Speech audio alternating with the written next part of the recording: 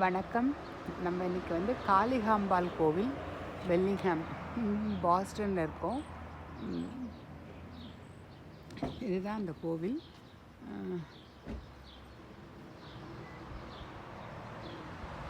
உள்ளே சிவன் 1008 லிங்கம் வச்ச மாதிரி சிவன் லிங்கம் ஒரு 3 லிங்கம் இருக்குது.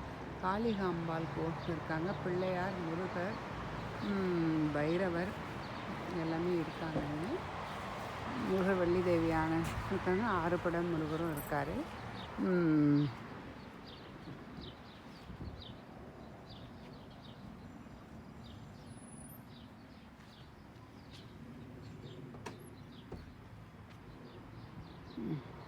இன்றைக்கி அஷ்டமி.